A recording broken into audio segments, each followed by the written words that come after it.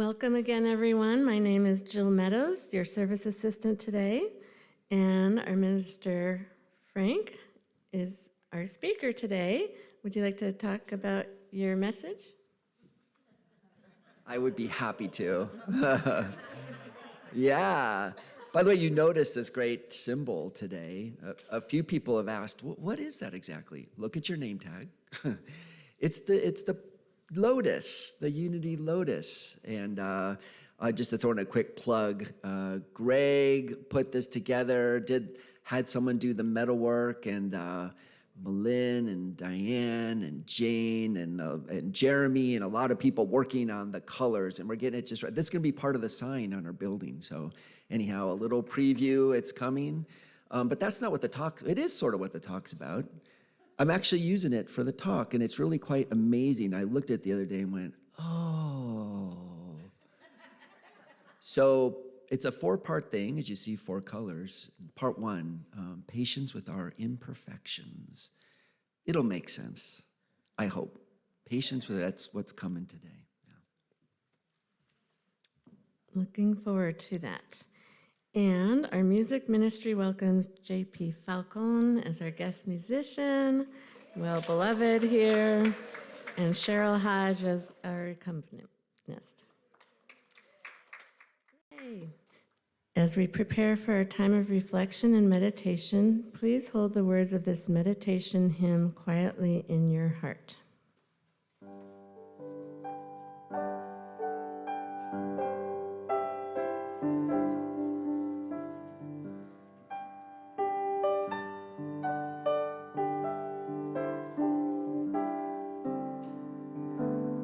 Heaven guide me,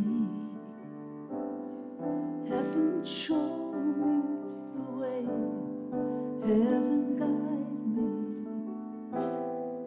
heaven show me the way, when I'm lost and confused, heaven lead the way, when I'm reaching for you, will you meet me halfway? Heaven guide me, heaven show me the way, heaven guide me, heaven show me, when I'm lost and confused, heaven lead the way, when I'm reaching for you, will you meet me halfway?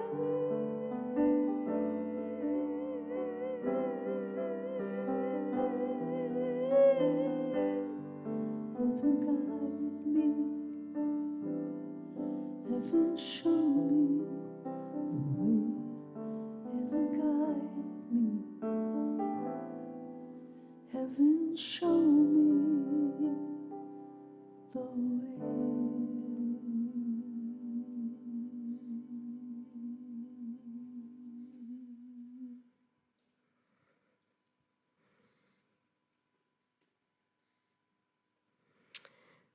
Now, as we enter a time of prayer, feel free to speak aloud or in your mind anyone or anything you would like to have included in this prayer this morning.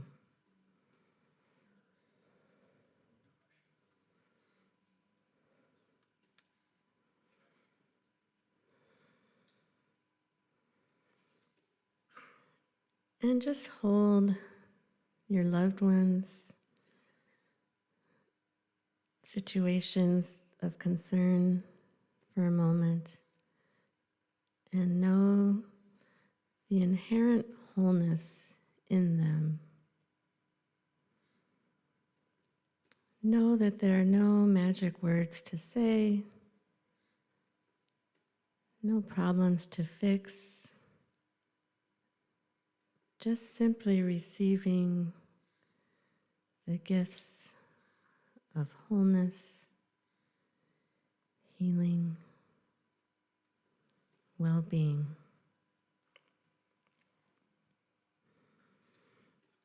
And as we enter a time of meditation, feel free to close your eyes or soften your gaze, or perhaps focus on this beautiful lotus, which is a symbol of peace and tranquility and spiritual connection.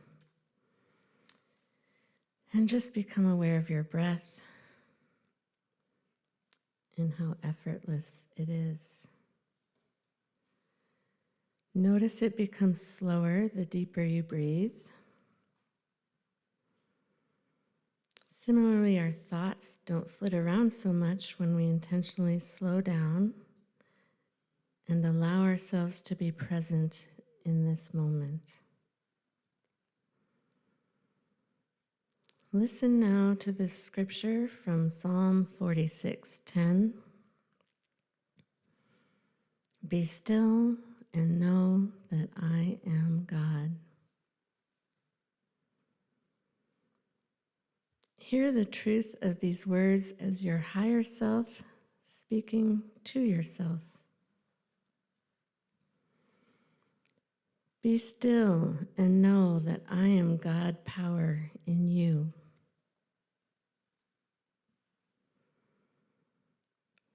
Be still and know that I am God. Be still and know that I am. It is. We are. I am. It is the way. It is. We are.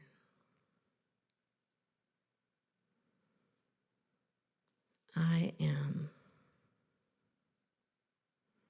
I am divine.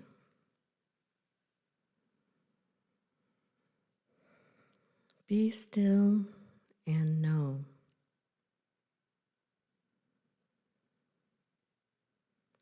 Listen to the deep inner knowing of the wisdom of your soul. Rest in that knowing.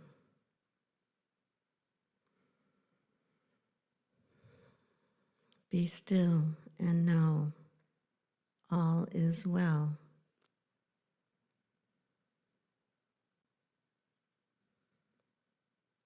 Be still.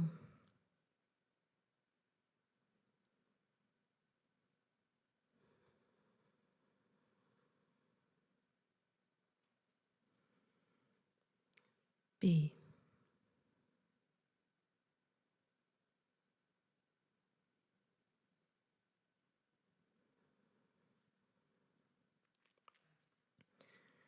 Whenever you're feeling anxious or harried, rushed or worried, irritated or frustrated, if your thoughts seem to have a mind of their own, maybe when you're trying to meditate, remember the power of these words. Say them to yourself as often as you need, just as Jesus spoke them to calm the raging sea. Peace, be still. Peace, be still, and know that I am God. It's that simple. As we return our attention to the rest of the service, carry the peace of these words with you and repeat them as needed throughout this day, throughout this week, this month, this year. Peace, be still.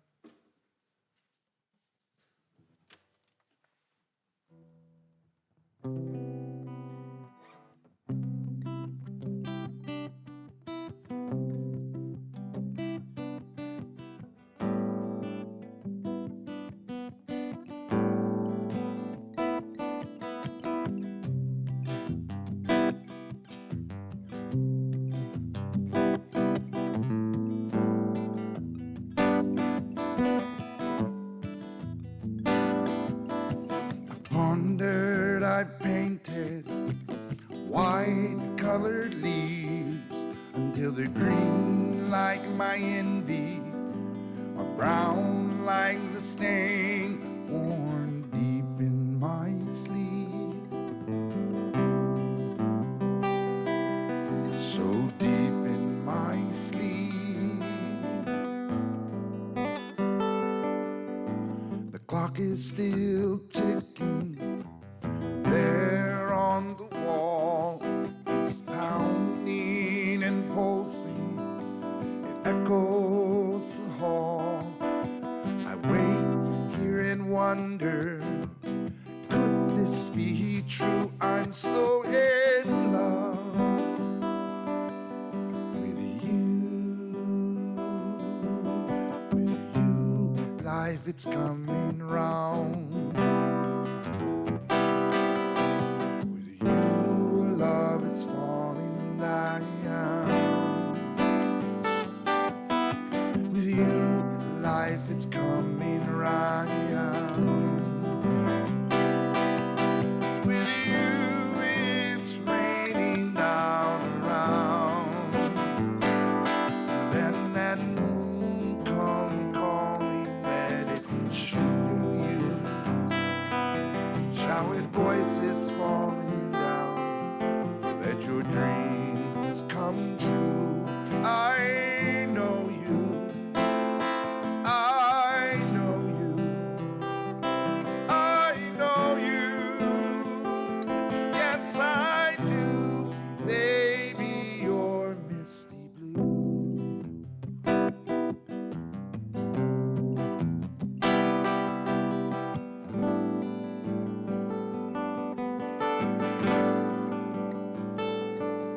Sometimes I see pictures created by words.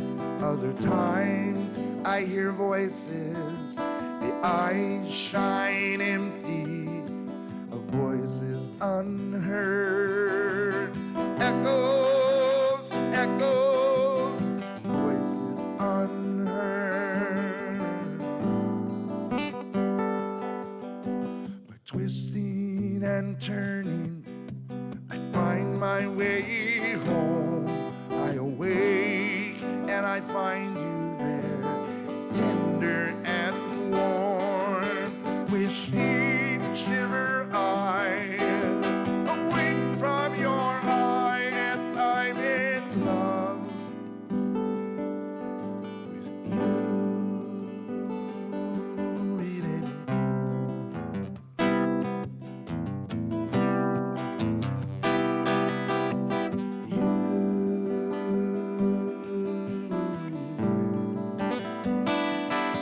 and that moon come calling, let it show you. Showered voices calling down, let your dreams come true. I know you, I know you, I know you. Yes, I do, baby, you're misty blue.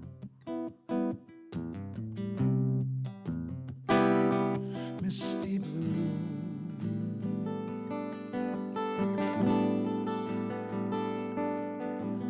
I pondered, I've painted white-colored leaves until they're green like my envy, or brown like the stains worn deep in my sleep.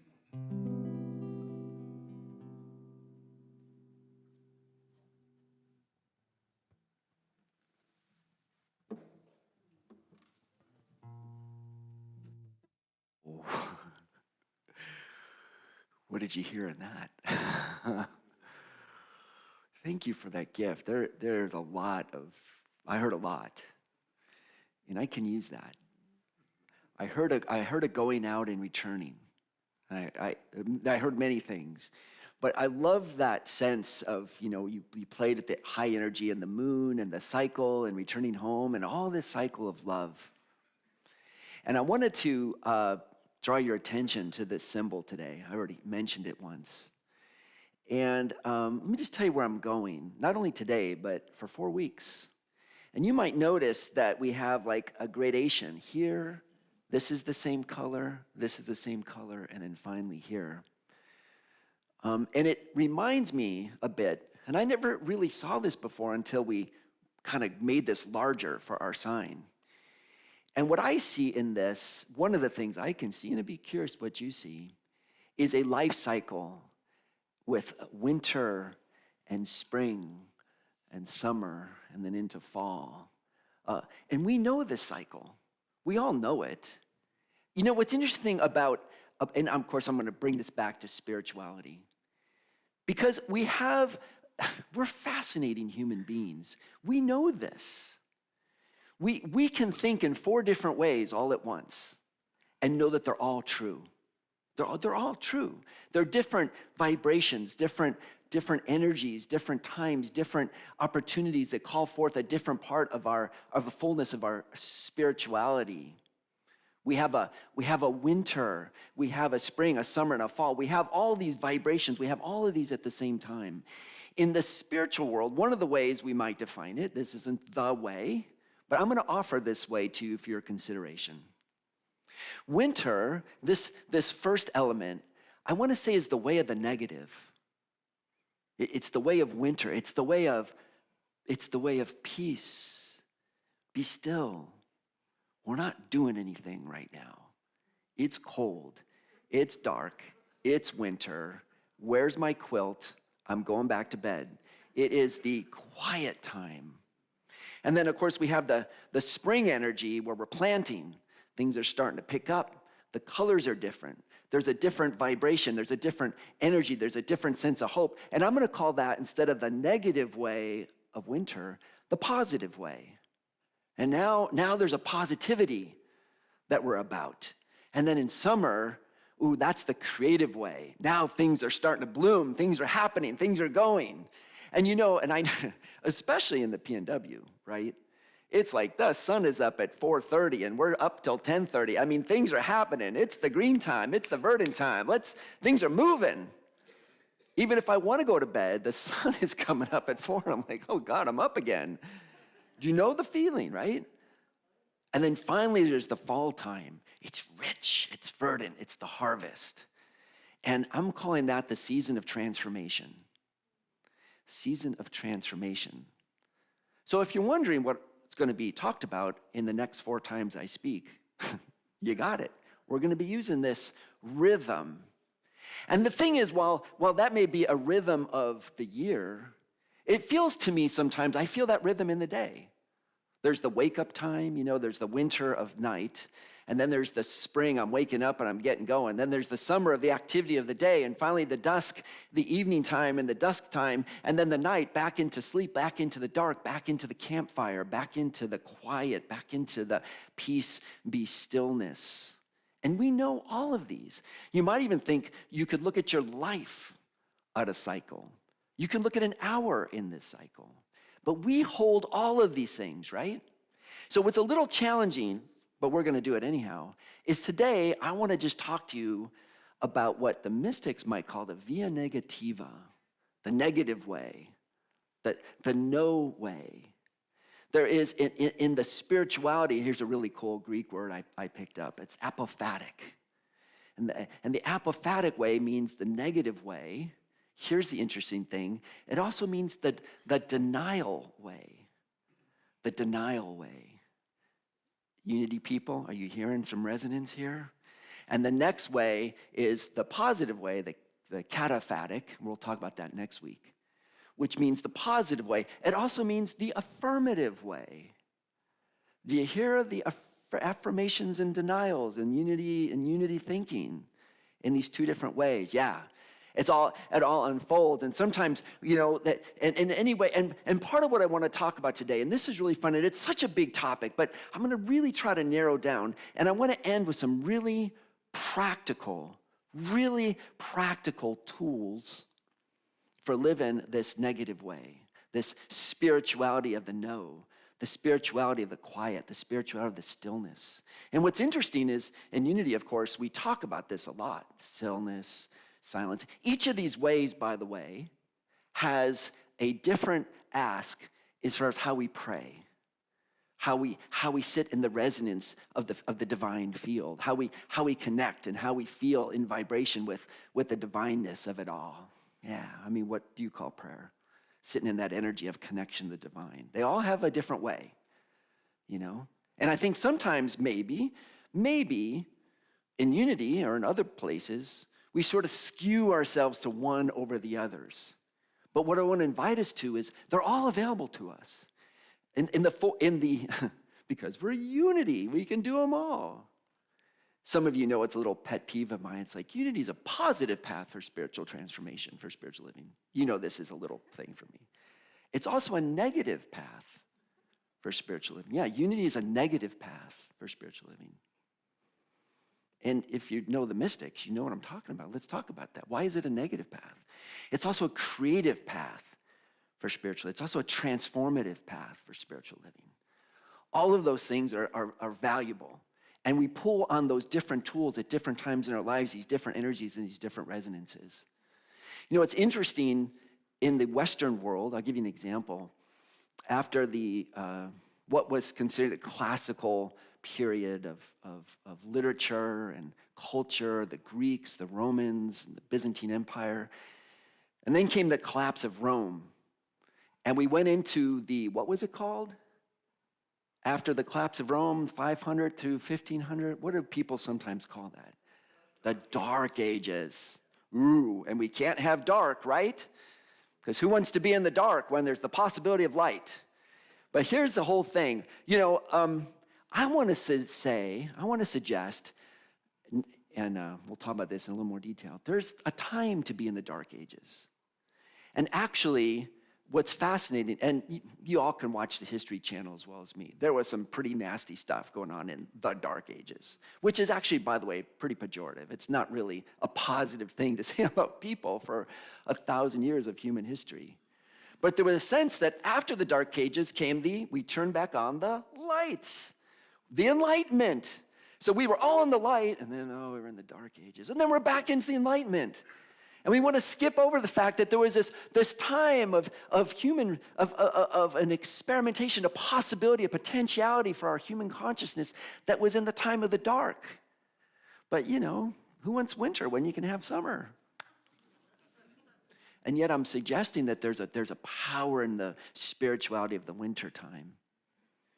And by the way, while it's true the Dark Ages, we typically talk about that for Eurasia, European times, you know, after the fall of Rome. This is the way of telling history from the place of Europe, right? There's a lot of other history that went on. There was China, there was India, there was the Americas, there was Africa, there was a lot else going on. And one of the interesting things about the Dark Ages, what made it really challenging, was at 536, Dark Ages, they say, end of the 400s, into the 500s. In 536, there was a ginormous volcano. I don't know if you know this. And we haven't really figured out exactly where it was, but it covered the whole northern hemisphere in ash and dust. And if you ever wonder, like, what's the worst that could happen with climate change, go back and read about the year 536.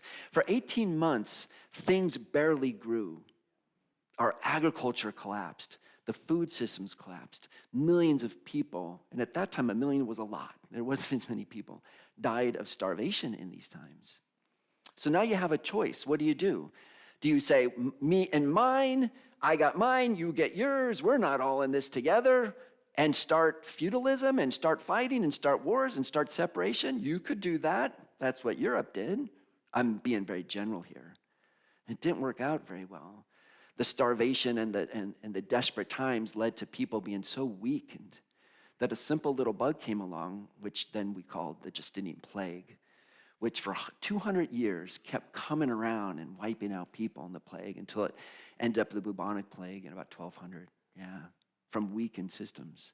By the way, anthropologists have looked and studied and talked to people, and in North America, the people here, what we might call the ancient Puebloans at the time, like especially in the Southwest, they did it differently. They went from different bands of small tribes and said, if we're gonna get through this time, why don't we join forces Why don't we work together? You know the great places you see, the historical, now it's an archaeological site like Chaco Canyon and what we call Anasazi. That's not the best way to call it, but the indigenous Hopi that go back, ancestral Hopi. They had a different way. Let's join forces and figure out a way to get through these decades of severe famine. And they started a whole thing of different ways of working on crops. And they started getting turkeys, and they started farming different kind of animals. And they survived it. And not only survived it, thrived. They were thriving in those times. Great civilizations grew. So when the winter comes, and the hard times come, and the challengings come, we have a choice, don't we? We can embrace it and go, wow, here's the dark, here's the challenge, here's the winter of our lives. Are we going to use it as an opportunity to be together, to be in love, to be in community, like some cultures did? China did it too. They were thriving through that period. Europe, not so much. They chose a different path. With some exceptions, of course. There was those that did decide to team up, to come together, to make villages, and they mostly around monasteries. And so this great thriving in the monastic tradition in Christendom.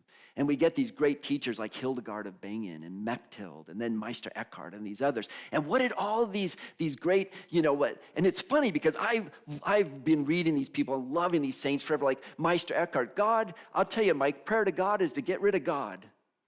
I just want to go to the silence. I just want to go to the mystery. I just want to go deep into my heart. And the images of God are full of me. I want to go deeper and deeper into the stillness, the quiet, the silence, the meditative state. This is the deep negative way tradition which flourished in this time. Because they said, we don't know what's going on. It's a mystery. It's bigger than us and all this. They didn't understand bubonic. I mean, now we just take an antibiotic and you're done, right? They didn't have that, and they didn't understand it. People moved deep into mystery, deeper into silence, deeper into this connection. This was the path that chose. And Hildegard, the great saint, this person, she just knew so much. I so recommend Hildegard of Bingen, great person to read. And we've talked about this before. She went into the earth. The solution is in the earth. The greening, the new life is there. It's waiting for us. She called it the veritas. It was like, instead of truth, veritas, and green, she called it the green truth. And she made up a new word, and she called it the viriditas. It's not really a word. It's a Hildegard word. And she said, go out and know that all the potentiality, all the possibility for new birth and new life is just waiting there in the earth. Go back to the earth. Go back to community. Go back to stillness. Go back to quiet. Go back to the sense of trusting. And it's this greening truth, and people gathered around, and communities gathered around, and this movement gathered around this greening energy, this truth energy, this quiet energy, this possibility, this potentiality energy. And when we sit in that mystery, in this negative way, the negative way is one of mystery. One of the things is, here's two parts of this way. One is, it's a mystery, so stop trying to fix it. It's a mystery, so stop trying to fix it. And the other one is, just be patient. Now, I grew up in Iowa, and then after that, I never went back to that part of the world. But winters in Iowa, I can remember in February, it's like, when will it end? I can remember having like 3 sweatshirts on and going to bed at night and shivering. It's Iowa, man, it's cold. And I'd be like, will this ever end? And of course it will. But it takes a little patience. This negative way is a way that says it takes the time it takes. You can trust that things will unfold as they need to, but winter needs to be winter, and the dark needs to be the dark, and the time it takes is the time it takes. And be still and know that I am. Be still. Sometimes to get ahead of the curve. Let's stop trying to fix it. By the way, we have 3 other stages where you get to do a little bit more than just go, well, I get, But I'm breaking it up because this part's important. This part's important. And I kind of counted on my fingers the different ways you could do this negative theology. One is the way we've practiced and we talk about all the time. Be still, go to the silence, meditation, contemplation, be more quiet, you know? Another part is I had an experience recently. I was gone for a few days on a men's retreat. And one of the best things, the most fabulous thing for me, despite all the wonderful things that would happen, is we had a place with a fire. And there was some music. And I can remember getting up at night and I'd hear the drumming. You know, it was just a CD playing of this sort of shamanic music. And it was night and it was dark. And I felt like there's something about just sitting there by the fire, crackling fire. You know, we all know this. It's deep. It's deep in our souls. That sense of now it's quiet. Now the fire's crackling. Now I can just be in this dark all around with just a little bit of fire, just a little bit of hope for it, just a little bit of brightness. Do you know what I'm talking about? This is the negative way. It's the way of sitting in the dark by the water, by the campfire. It's and nobody's talking. You walk up and people just look at you and it's like, I'm there. You know, it's quiet. It's that beautiful way. There's other ways. Another way that you know that this thing is also of things aren't going well for me. And this is part of it too. I'm in my whatever it is, health, relationship, work, hobbies, adventures, whatever you're about. It goes into the cycles, and we all know this, right? There's cycles, if you're a project manager, we've been sort of doing a project, getting ready for the conference. I knew there was going to be a negative time. We talked about it. There's going to be the time it's like, this is going to be great. And then there's going to be a time of okay, we're getting things done. We got a lot to do. And there's going to be time going oh my God, how is this ever going to work? What? There's always that period. Of course there is. And then when the conference is over, we're going to go, we knew it was going to be fabulous, and it will be. The cycles. This is like the energy cycles. In Unity, we have a prayer form which is called the denial. I found this quote from Myrtle Fillmore. When the mind opens by speaking denials, then the true self that philosophers have so long striven to free, shows itself all glorious in wisdom, strength, and holiness. Denial of evil is the word of truth. Denial of evil is the word of truth. And in Unity, the denials, we always talk about praying from the point of view of the negative way, the denial way. And denial is not saying, oh, this problem doesn't exist. The prayer of denial says, I understand that there's this challenge in my life, but I deny that I'm going to give it the power of evil. I'm going to deny that I'm going to give it the power to determine my life. I'm going to deny that I'm going to let this challenge determine the way I am going to show up, the way I'm going to show up in love, wisdom, power. I'm going to use my imagination. I'm going to use intelligence. I'm going to deny that it has power over me. It's not denying that it exists. Of course not. We know challenges exist. It's just denying its power. It's denying to say, oh, there's this dualism. There's good and bad, and this is evil. Now I got to fight it. I got to fix it. It's like, despite the fact that this is the truth of life, that difficult things happen and challenges happen, and sometimes life is hard, I deny that that has the power over me. Instead, I will know the negative way of praying and say, things happen. I don't like this thing. I'm going to sit in mystery, and in this particular energy, I will allow myself to sit in the winter of this experience. I may have to be patient. I may go, when is it going to end? I may have to sit in that long-term energy. I may have to sit in the quiet and the dark. It may feel like a long night where all I got is a campfire to sit around and wait for the dawn and wait for the dawn. But it will come. It does come. It has to come We know how this works. We know the story. We know the energy. We know the vibration. We know the cycle. We know it. It's in our bone. It's in our days. It's in our months. It's in our years. It's in all of us. So the negative way, when we're in the place of the negative way, we're in the spirituality of the no, the denial, the negative way, be there. And if somebody else, if you have a friend, if someone else, you have a friend that's in that way, you can allow them to be in their place without trying to fix them.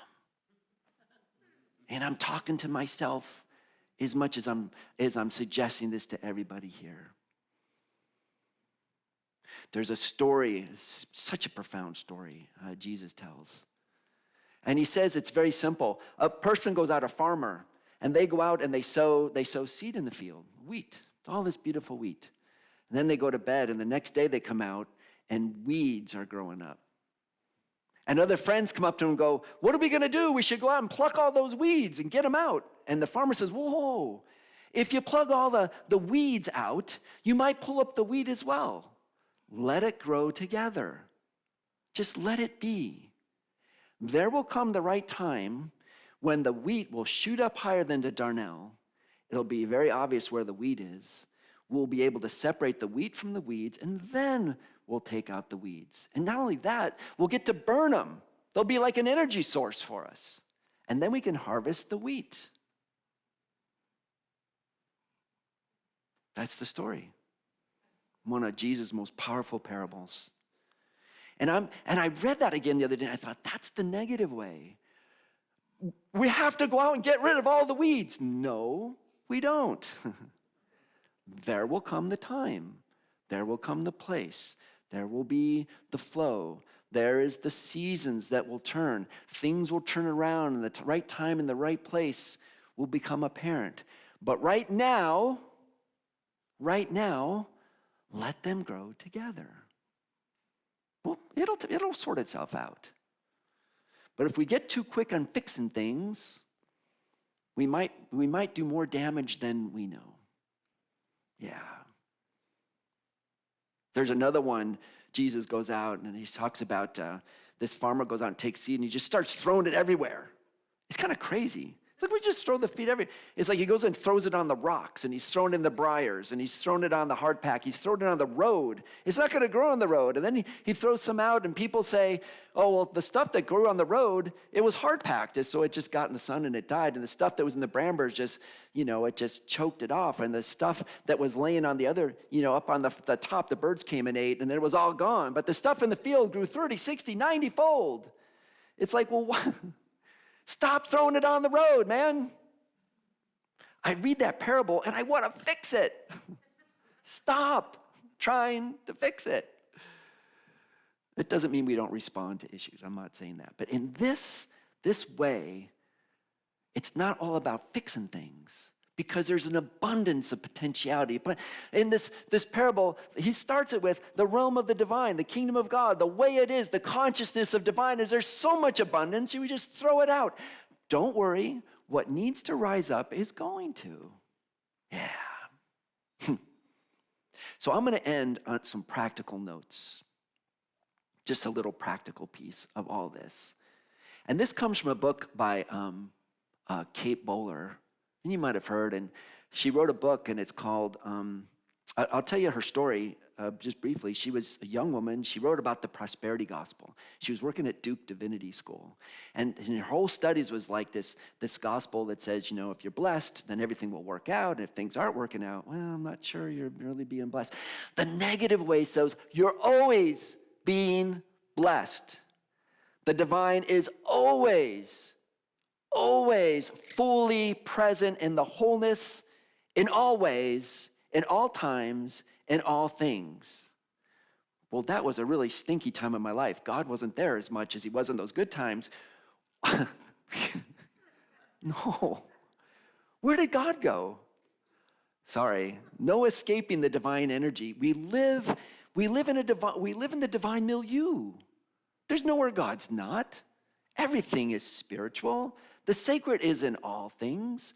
So when we get into the negative way, we just have to remember, well, there's some weeds in my wheat field. Maybe I need a little patience on this one.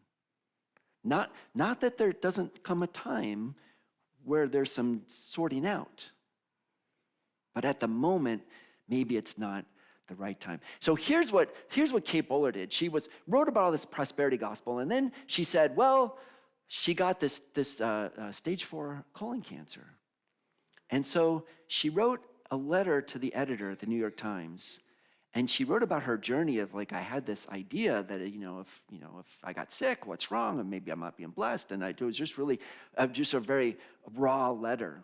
And people responded to her letter by giving her advice. So she wrote her a book about all the advice she was given and about how it made her feel. And the book was called Everything Happens for a Reason and Other Lies I Used to Believe. So I wrote down a few of Kate Bowler's ideas. Now remember, and so she wrote in this book, and she gives in the end, she gives some examples. Here's some things people said to me that didn't really help. Here's some things they said to me when I was in my spirituality of winter that really were really useful, really helpful, really worked. So I end with thanks to Kate Bowler. Said something that didn't help her when she had stage 4 cancer was, well, at least, and then they try to say something that was uplifting. Sorry you're sick, but at least this. She said that really made her feel like, yeah, I suppose. Not helpful. I'm looking at a severe case. I'm looking at my mortality in a very interesting way. It's going to get better. Is it? And when she said, when people said to me, it's going to get better, what did they mean? What did they mean, it's going to get better? And how many times we are saying these kind of things to others. And if you guys see yourself have ever haven't said all these things, I know. I do, because our friends are hurting. We want to be helpful so bad. We want to pull people up into these other places of our spirituality. And what I'm saying, there's a time when we're in the place of silence and mystery and even suffering. Oh, the winter includes suffering. The winter includes, I am so cold, I have been so cold for a month, and when will spring get here? It includes that. That's part of it. It's how we respond in those times. That's the question, how we respond. Yeah. Oh, when my aunt had the same thing you had, this is what she did. Yeah. When someone's feeling bad, maybe they don't so concerned about your aunt. I don't know. These are the things she said. You guys are smiling, I think, because maybe you've said some of these. I don't know. We've been reading this great book, which is so true. What's in the way is the way. Isn't that a beautiful book? We've gotten so much out of it. But I would suggest when someone is going through a very difficult time, it is not the time to say to them, well, what's in the way is the way. Timing is everything on this, right? Timing is everything. Sometimes you might have a theology, an understanding, a way of looking at the world. Let that be like your operating system. Your software, what you see on the screen, there's a whole coding that's behind it. Things can be in your coding. You might have a sense of them in the background, but it's not the thing we want to show up and say. We can allow people to be in their time of winter. We can allow that. Yeah. Oh, I've done my research, and let me tell you, probably people going through a hard time have done their research too. Stop trying to fix it. Really. We can allow people to have their dark age, their winter. People are going to suffer. Is this a newsflash? Suffering's part of it. We can allow people to do their suffering. And we can be there for them in a way that's not trying to fix them. So Kate said, here's some things you can say that she said when she was going through this cancer, she found were very useful. Kate, I'm really sorry. I'm really sorry you're going through this. Yeah. And I'm not going to fix you. I got no advice. I get it. Yeah, I know. Life can be hard. True? Life can be the winter. Life can be hard. She said one friend, the best friend she had, came up to her and sat down with her, grabbed her hand, and they sat there in silence for a long time. The winter prayer is a prayer of silence, stillness.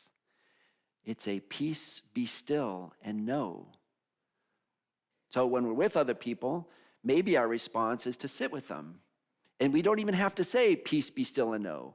We can just be with them. Yeah. She said, silence. And she said, one person came up to her and said, Kate, you're not the problem. This isn't on you. You didn't do anything. You're not the problem here. Life is tough. She said that really got her because somehow she thought from this message she had is if I'm aligned with God, it's all going to be positive. And if anything's negative, I must have done something wrong. And you're not wrong to be in the negative. There is a negative way. There is this way. There is, it happens and there is suffering and we don't have to fix that. And she said, finally, the thing that was most helpful to her, one of the things that was most helpful when she was going through stage 4 is people would call her and go, you want vegetarian or chicken? I'm bringing a casserole. Which one do you want? Which kind of casserole do you want? I'll be there at 3. Just show up and care. I will admit I have tried to fix it many times because I don't want to see my friend suffer. We have this aversion. We have this aversion to this way, to this suffering way. So I'll leave it with you, and you can kind of think to yourself. And all these things that they said to Kate, maybe you could step back in a good time in a class and talk about, this resonant truth of some of these ideas, and, when everything's fine. But it's like, the one she wrote her book about, well, Kate, everything happens for a reason. She had a friend, they were getting their chemo together, and she said, how many times have people told you there's a reason for you being here getting your chemo? She goes, I've heard that 5 times this week. She goes, have you figured out the reason yet? She goes, nope. What is it? We can allow mystery to be mystery. We can allow suffering to be suffering. We can allow the winter to be winter. We can allow the night to be night. We can allow the dark to be dark. We can be in the negative way and be okay that the negative way is just one of the ways of being in the way, on the way, being people of the way. It's just part of the way. Yeah, not all the time, thank God. But sometimes it's the way. Okay? So let's just take a moment if you want to close your eyes for a second. This was a lot. This is a big, what these mystics have tried to share with us, the Hildegard, the Meister Eckhart, the Eric Butterworth, the Myrtle Fillmore, they have constantly brought forward to us, these great teachers, this sense, of the way of the denial, the way of the negative, the way of the quiet, the way of the winter, this way through, even the way of suffering sometimes is the way. This is the first week. In some ways I wanted to get the hardest one done. Let's just sit with that for a minute. Maybe we can give a little compassion to ourselves. If there's any way we have been struggling or we have found it just feels like there's this struggling place in our life, can we just bless it and say, well, it seems like we can bless this, that we are on a way and we can sit in the mystery and we can allow it to be, and we don't even have to fix ourselves. And just offer ourselves a silent blessing of compassion. Yeah, that's part of what we're going through. and we're fine. We're blessed. We're on a spiritual path. This is a resonance. This is a divine resonance. And we send a prayer out to all those who suffer that we know, both locally in our family, in the world. And we can just sit in the energy of compassion and love and extending out and a heart that understands that others are suffering. And for just a moment, let's just send that love and know they didn't do anything wrong. We know we can just sit in that energy of compassion. Sit in that energy of compassion. And just for a moment, send love. Not solutions. Just love. Send the energy of divine patience, that divine knowledge that things will unfold. Things are unfolding. Things are happening, even though we may not see them. And we just sit in that vibration of love. We send that out for ourselves, for our community, for the world, for the planet even. For the planet even, that suffers in so many ways. We know that this week we're standing in the witness of vibration of this negative way, this way that we deny that even though all this we see is happening, it does not have power over our lives, that there's a divine play, there's a divine unfolding, and we are going to trust in the mystery of that, even though we can't see it right now. We can trust that in this mystery it will unfold in due time. And just hold whatever peace is for you, individually, family, community, country, world, planet. And send out that vibration of oneness and wholeness and trust that this way is unfolding and it can unfold and will unfold. It's the cycle. And that we are open and available and willing, to be the agents of ongoing healing and wholeness in this world, even while we wait in patient expectation and trust, sometimes what it seems really in the dark. And just sit with that for a moment in the silence, in that silence.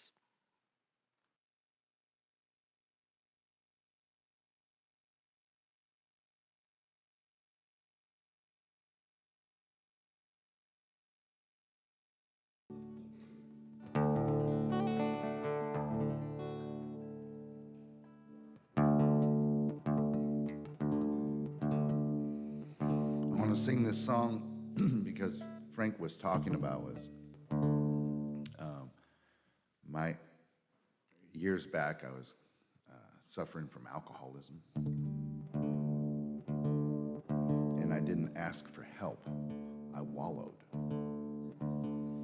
and I had inspired a song there of some other people I had met along the way, and how no one could change them. As much as people wanted to help, no one could change them. And the first story was a man who's extremely bright, very gifted in the brain, but he couldn't connect with people. And he decided he wanted to take his life. So he stuck a gun in his mouth, pulled the trigger, but it didn't happen. It missed, it went out the wrong way, but it left him in a wheelchair. And still could think and still could communicate. And he said, this was my choice. This is where I'm at now because of my choices. The second story is of a girl named Sarah. Beautiful, beautiful woman. But she was raised on the hype. That's what life was all about, was the way you looked and the things you had. And then, of course, the last story is myself. All of us, we were dancing with shadows. And we all do this, everyone in this room. We choose when we don't want to. We choose when we do want to. Dance with those shadows. And there's nothing that can take us away from that dance other than the end of the music. So please enjoy the song.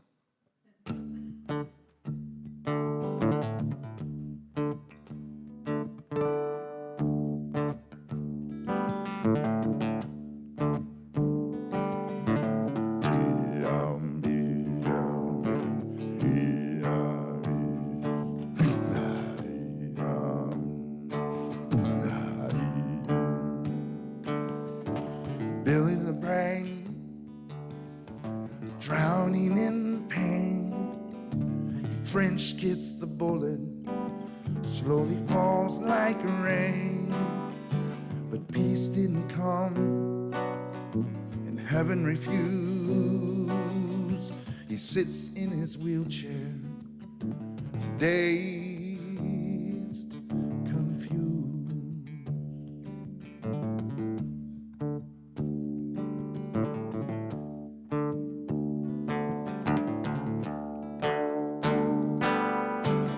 Dancing with shadows, I know how it goes. The dreams aren't that easy to dream, so who knows? The victims move endlessly, their eyes slowly closed. They're dancing with shadows. Shadows.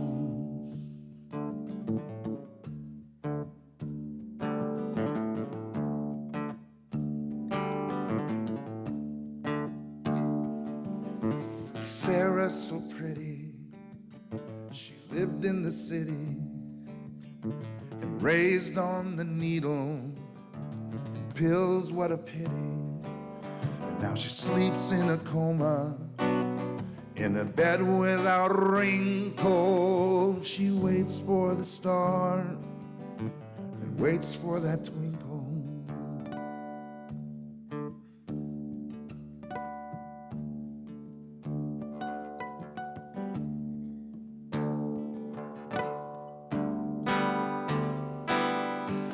Dancing with shadows, I know how it goes.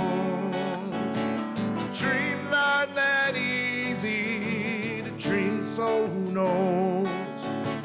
Victims move endlessly and their eyes slowly close, dancing with memories. Shadows.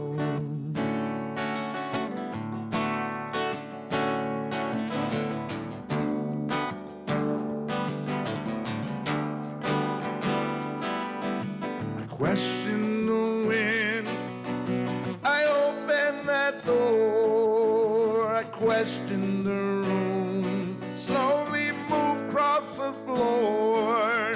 In a wink I shiver, in a wink I cry. Deny, deny. I sit on stone, cold and alone, haunted by memories, and they cut to the bone. But the wounds never heal, and blood never flows. I'm dancing with memories, shadows.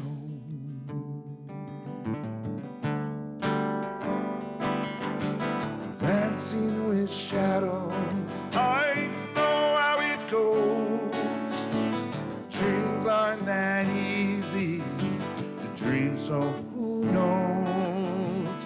Victims move endlessly, their eyes slowly close, dancing with memory.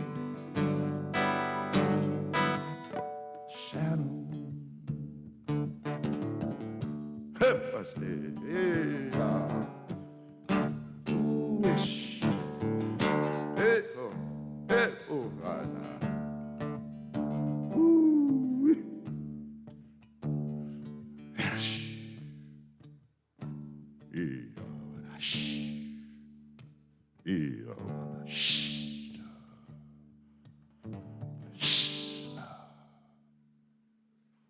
peace. Yeah, amen. Oh, so we have some, Sherry, you want to go first? We have a bunch of announcements, of course, because things are happening.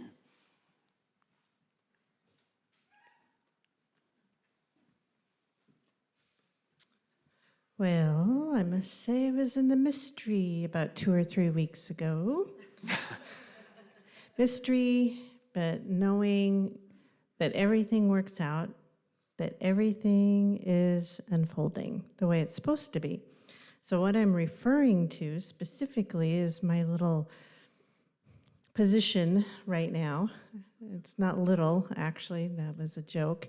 But I want to thank you first because people have come forward and for volunteering for the guests that we're going to have arriving in 3 weeks? Yeah, ooh, I know. But you know what? I'm excited because there's been a response. And so it's coming along, and I want to thank you first and foremost for that, for stepping forward and volunteering. We still need a few more people. The volunteer opportunities are September 16th, 17th, 18th, and 19th. And each day is different. And each day, I have some spots filled up. I have other spots I need people. I'm going to be open about this. The one that's the most open is I tried to give it a great name, and it's called the Tidy Up Crew. So guess what that means? Yeah, but it's like there's sacredness in everything that we do, and I think I have Jeremy, who's on the board. He's going to be helping lead that group, and so it's like something that's necessary, but it's a way to keep our place beautiful and moving smoothly throughout the day. Because if you can imagine 90 plus people in this building and having to kind of clean up the house. So that's one area need. And then on the 16th and the 19th as well. 16th is preparing to get for the next day. And then the 19th is getting ready for the rest of life.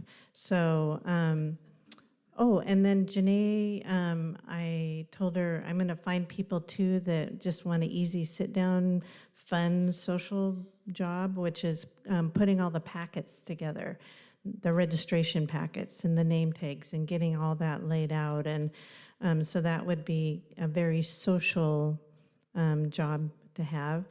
And the High Watch. I got to tell you, Sandra Solakip has been an inspiration to me already because she's holding what I am calling for on her High Watch and with that group. So if you're so called to be in prayer and hold the High Watch, talk to Sandra because the more the merrier. So thank you.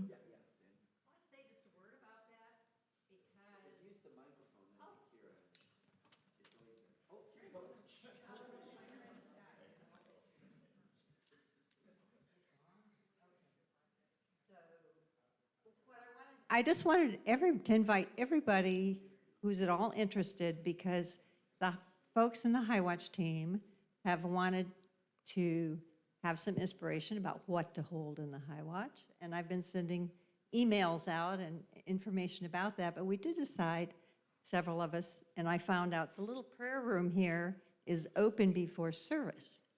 And so until the conference starts, I'm going to be coming in early. And we're going to be, everybody who wants to can come in and join us to just have a little introduction and a thought for the day around holding the High Watch. And then we're sitting in silence, holding the High Watch until just before service starts. So what I want you to know is I'll have a little sign in the door. If you want to join and you're a few minutes late, just come on in quietly and join in holding the High Watch. And I'll look forward to seeing who shows up. Yes. I will be here at 9:30 and we will start at 9:35. Okay. Awesome. Thanks.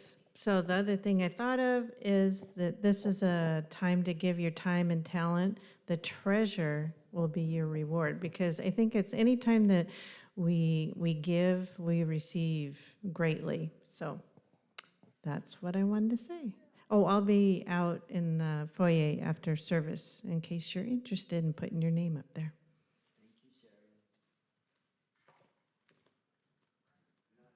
Interested, but because you're interested, please be sure to see Sherry.